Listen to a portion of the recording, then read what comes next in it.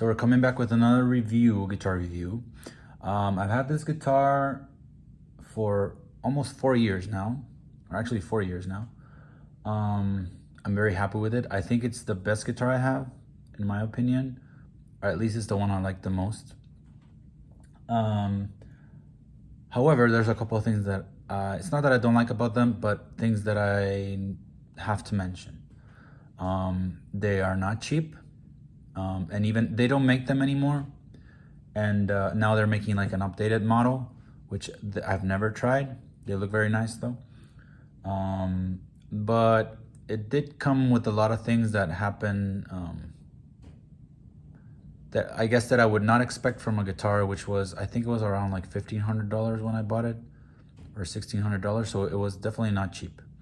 But here it is the ML3 which is the Rabea Masad signature guitar from Chapman Guitars, in satin smoke. So it's not the baritone, it's like the 25.5-inch scale one. So here it is, 25.5-inch scale. So it's I have the specs here, so I can call them out. There's a lot of videos of reviews out there, but I just wanted to make my own because I do want to call out on a couple of things that other videos, it's not that they don't mention, but maybe they haven't had the guitar as long, or the review was when the guitar was still fairly new. So what happens after, right?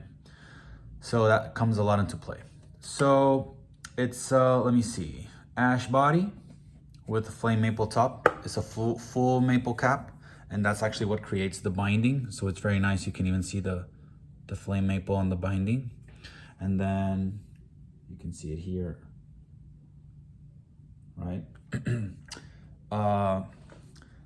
One volume, one tone. This is the proprietary Chapman Henchman Pickups. This is like a mini Henchman rail, and this is a Henchman humbucker. Now, I think these are modeled after like the PRS Dragon 2s, something like that, from what I remember. One of the videos that Rabea said a long time ago.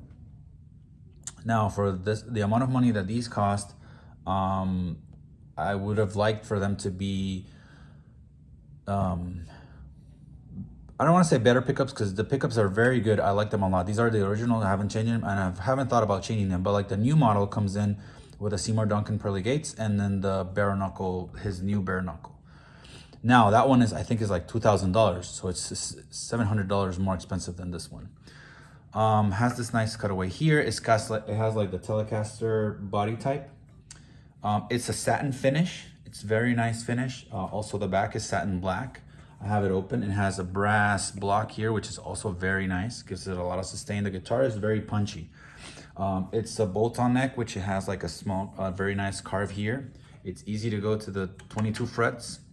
It has a pearl infinity inlay, which is what the Chapman guitars have. Lumen lay side dots. The neck is red because it's a Paduk wood, which supposedly is very sturdy, and it's open satin pore, like you can feel the pores of the wood. It has a volute as well, which makes it more stable, and it has hip shot open locking tuners, as well as a Wilkinson 2-point tremolo bridge. I have it docked right now, so you can see there, but the tremolo bridge is very nice. It has a 5-way switch. It's kind of like the blade switch from the Ibanez. On the first position is the bridge humbucker. In the middle is both. And in the 5th position is the neck.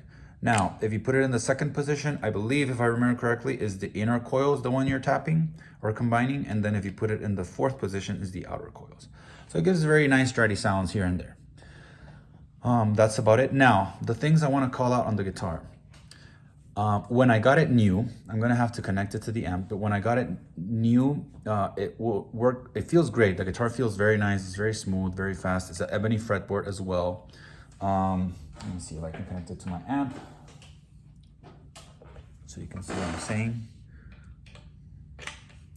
So very quickly, what happened after I got it is, if you listen to this, so when I roll off the volume, it has this like tone there, right? So I don't think that should happen. This is a very high-end guitar, and I think it should feel like a high-end instrument, which it does feel like a high-end instrument, but the electronics, see, are not that great, right? So I think that's about it. The other thing that I wanted to call out, and this is a very big thing, it's a Graphtec Tusk nut. It actually, right now, I actually had to glue it back again. It was very well glued and placed. It doesn't stick out or anything. But like 1 month ago when I was changing strings, it just fell off. Now, I know I've had the guitar now for 4 years, but I wouldn't suspect a guitar that just, they're not to fall off, right? It should be very well glued into the guitar.